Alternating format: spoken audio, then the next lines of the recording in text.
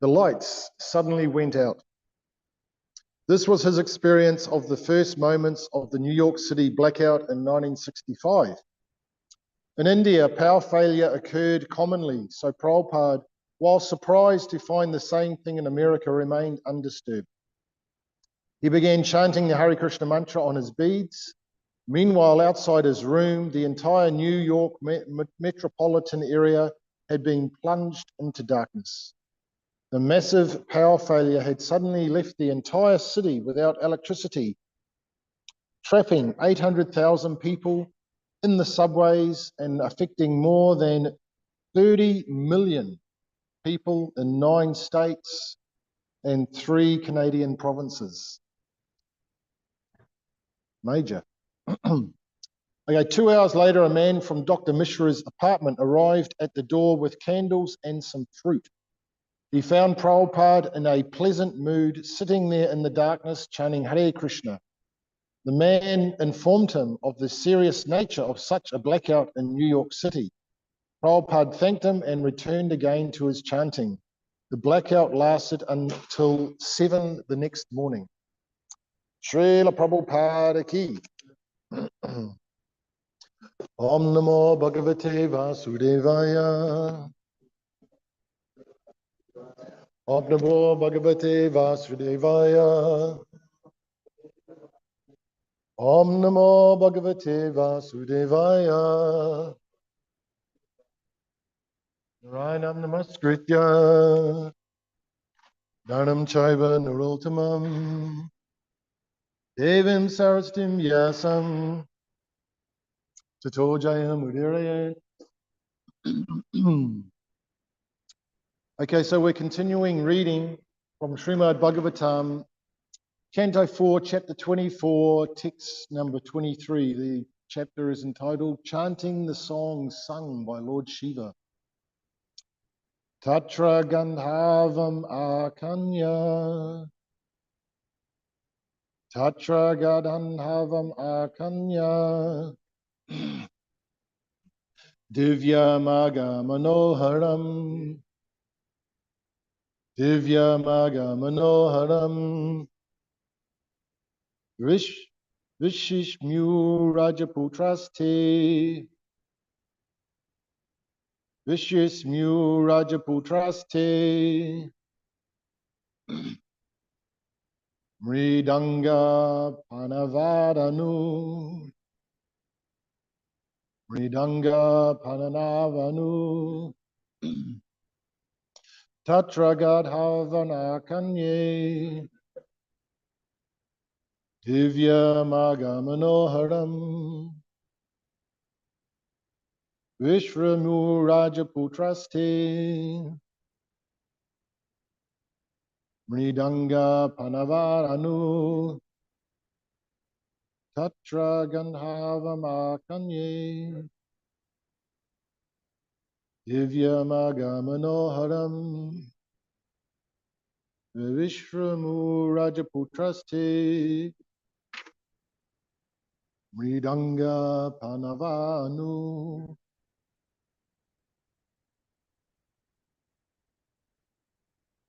Patra Gadhavam Akanya. Divya Maga Manoharam. Rishvishmu Rajaputraste. Mridanga Pavana Anu. Tatra Gadhava Akanya. Divya Maga Manoharam. Vishvishmu Ragapatraste. Mridanga Pavana Anu. Okay. Tatra, there, Gandhavam, musical sounds. Akanya, hearing. Divya, heavenly. Maga, symmetrical. Manaharam, beautiful. Vrishmuhu, they became amazed. Rajaputraha, all the sons of King Bahisat,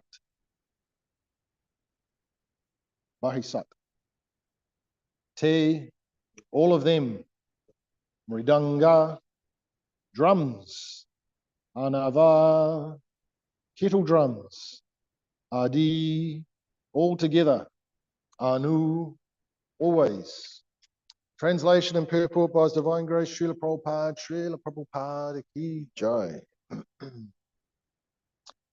The sons of the king became very much amazed when they heard vibrations from various drums and kettle drums, along with other orderly musical sounds pleasing to the ear. So I'll just go back a couple of verses so we set the scene a little bit. So the Prachetas have been walking along. They've come across a very beautiful scene. So I'll just go back a couple, In that great lake, there were many types of lotus flowers, some of them bluish, some of them red, some of them grew at night, some of them in the day, like the Indavara lotus in the evening. Combined together, the lotus flowers filled the lake, so full that the lake appeared to be a great mine of such flowers.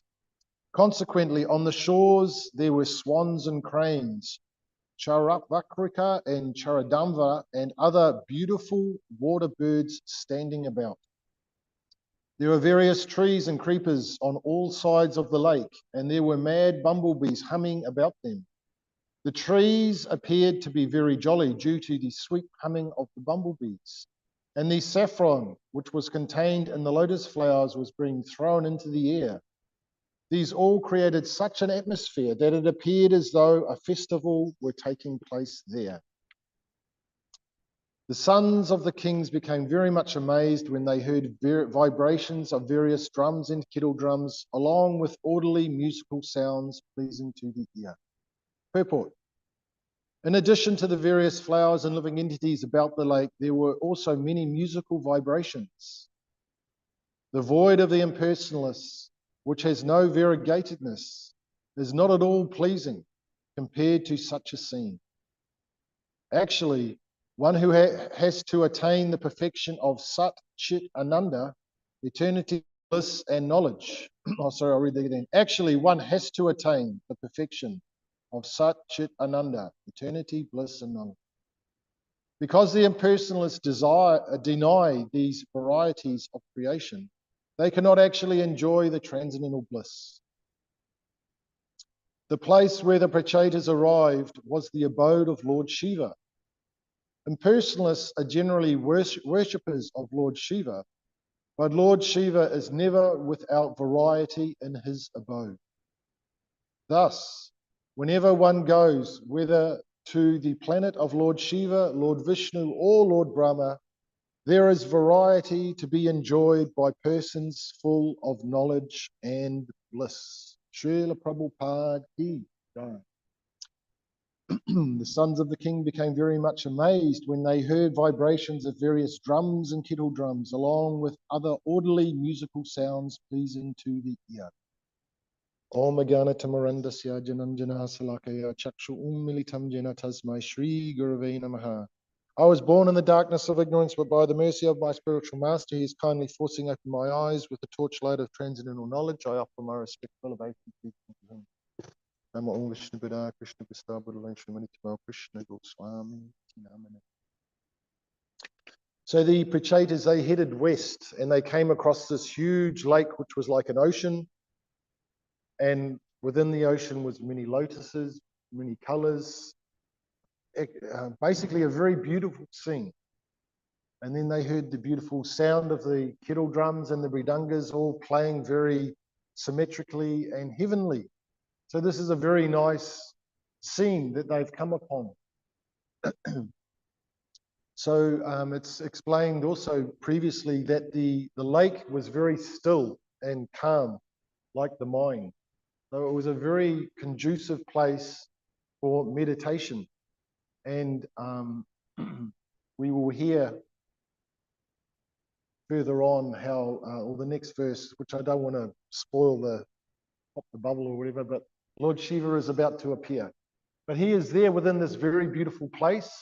And what is Lord Shiva doing? He is on his Rudra beads, meditating. So the whole scene is very calming and beautiful and conducive for this meditation, which Lord Shiva is doing. So we could be pondering, because we understand the greatness of Lord Shiva, without a doubt. We have Vishnu, Brahma, Shiva. So he is very satisfied in sitting and meditating because of his, his vast knowledge and his personality that he is. This is what he is doing. He is not running around. Where is money? Where is wife? He is not in this mentality. His mentality is actually on the Supreme Personality of Godhead. We will hear in his song how he is encouraging everybody to do just this: meditate on the Supreme Personality of Godhead. The lotus feet of the Lord, the form of the Lord, the pastimes of the Lord. This is encouraged that we take our mind to that place, to the lotus feet of the Lord. In this beautiful setting, he is able to do this. So we could say that, I am not in such a beautiful setting, but we can come to a beautiful setting simply by transporting our mind. It's where our mind dwells is really where we are. We hear of the yogis sitting on the ice or surrounding themselves by fire. They're putting themselves into austere situations so that they can control their mind. They can, regardless of where I am, let me focus on the lotus feet of the Lord. And it'll be like this also at the time of death. It'll be like we are surrounded by fire, because we understand the temperature of the body goes right up and then goes right down again. So we are going to experience this right at the time of death. It's going to be, it's going to be a very testing time for our mind. So we are encouraged to practice. That's why we are practicing this meditation or this japa. But we are also extremely dependent on the mercy of the Lord and of all the devotees. This is what we are dependable on. It is not that we have some great mystical powers like Lord Shiva. We understand that our situation, basically we are the dogs of Kali Yuga. So how can you get a dog to sit there and meditate? So we are very dependent on the mercy coming down from Sri Radha Giritari and from the devotees. And how do we get this mercy? By pleasing them, by doing some service, whether we are making giwicks, whether we are, distributing books, doing gardening, whatever we are doing. What do we have to ask ourselves? Is this pleasing to Krishna? And if it is pleasing to Krishna, then we can be sure, because Krishna is our dearmost friend, he will reciprocate with us. We should not think that Krishna is going to snob us and put his nose up and go, no, you're not good enough yet. Krishna is grateful for our endeavors.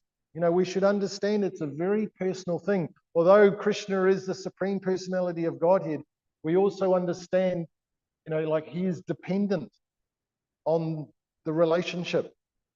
So we shouldn't snob Krishna. We should try and do something to please Krishna, and he will happily reciprocate. We should understand that he is more than willing to reciprocate with us. But it is us that is doing the hesitating and the doubting and all these, our mind gets the better of us and we have so many reasons why not to. But actually, Krishna is just waiting for us to do some service, even if it is picking up a little piece of rubbish that is in the car park before you hop in your car. He will be grateful for that. If there is a tissue out there or a paper cup or a plastic spoon, if you pick up that paper cup or that plastic spoon before you hop into your car, Krishna will be in ecstasy because you are keeping his car park very clean. And I will also be very grateful because I am also picking up many spoons and cups and tissues. But when I am doing it, I'm very blissful because I know that Sri Radha Giritari, the Lord, is seated within our hearts. He is seeing my humble efforts at paper plates and whatever there is. It is an opportunity for us to do. And then when we are picking it up, we can remember, there's this great lake with all these lotuses and all the swans. and the kettle drums, and then we get this remembrance. By the mercy of the Lord, we get remembrance, regardless of what we are doing. And this is what we are seeking. We are seeking the remembrance of the pastimes, the name, the form, and the pastimes of the Lord. This is what we are aspiring for, that we can remember the Lord at every moment.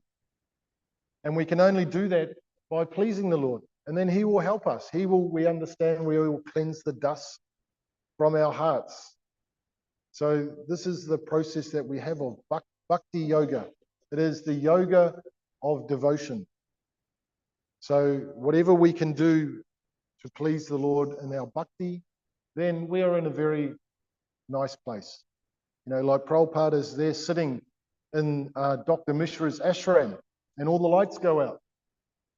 And it would have actually all the hum you could imagine. You know, New York City would have just been a hum.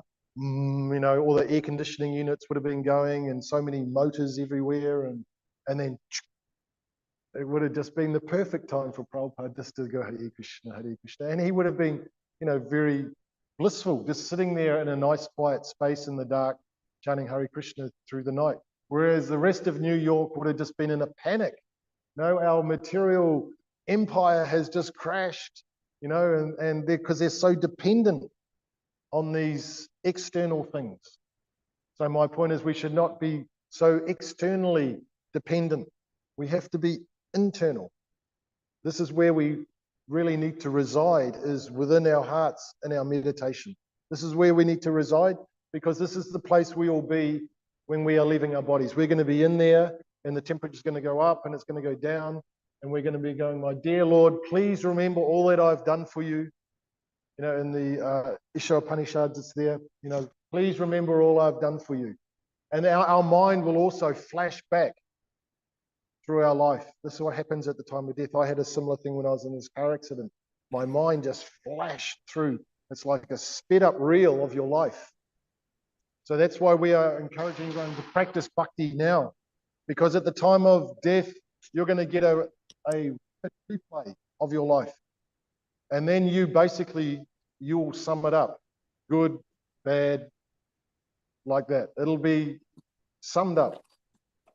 So that's why we are encouraging this Trinadapi mood is actually very essential for us to be successful at the time of death, so that we haven't got that one and this one, and we haven't still got battles going on within our mind of this personality or that personality. No, we want to be friends with everybody. That is what is mentioned in the Gita. In order to be peaceful, we have to be no enemies, because that will not be helpful at the time of death. If you have an enemy, it's going to be like a brick wall. If you've got an enemy, the doors will be closed. You're going to go boom. So we have to make sure that we're in the right mood. So we've got to develop that. It's also very testing, you know, within this society, but we have to accept everybody for who they are. You know, we understand we all have a critical mentality. You know, we can look with a critical eye, and it is very easy, too easy, to find fault. So easy. But that's not what we should be focusing on. We should be focusing on the endeavor, you know, and how everyone is trying and how everyone is coming. They are so fortunate that they are here. You know, that you have your good fortune that you can even drive in the gate and be on the property. It is all by the mercy of Radha Giridhari. So we should just see like this, you know, it is all mercy, actually. And we are grateful that we are able to be here, so that we have the right mood, so that we can serve anybody who comes and, you know, welcome. And in this way, when we go to do our japa, our mind will be a lot more peaceful. It will be like the lake. It will not be all turbulent and what have you like that. We want our mind to be calm. And we can only be calm when we are in that humble mood. Lord Chaitanya is emphatically stressing this point in his Trinadapi. If you want to have a peaceful mind, you need to be very humble, and then it becomes very easy to meditate on the Lord, remember the Lord, do service for the Lord. And in this way, your life becomes perfect. Very simple. Simple for the simple, very difficult for the crooked, because it is a constant battle going on within their minds. Okay, I'm going to leave it. I'm going to ramble on and hold everyone up. I'm sure since the sun is shining and it's finally stopped raining, we've all got things to do. Has anyone got any questions or comments? I'll just read the verse again. The sons of the king became very much amazed when they heard vibrations from various drums and kettle drums, along with other orderly musical sounds pleasing to the ear. Everyone happy? Power of sound. Sound is a very powerful thing. So we have to have the right sound. So we're so fortunate we have Hare Krishna, Krishna Krishna, Hare Hare. Hare Ram, Ram Ram, Hare Hare. Which is non-different from Krishna. If we get to that realization, we're associating with Krishna through sound. What more could, no problems. We have the holy name, we have Krishna association. So everything is very wonderful like that. If we accept this absolute truth, this fact, life becomes very simple and very pleasing. Okay, I'll leave it there. Grantaraj Srimad Bhagavatam Ki Jai, Srila Prabhupada Ki Jai, Gaura Premanandi.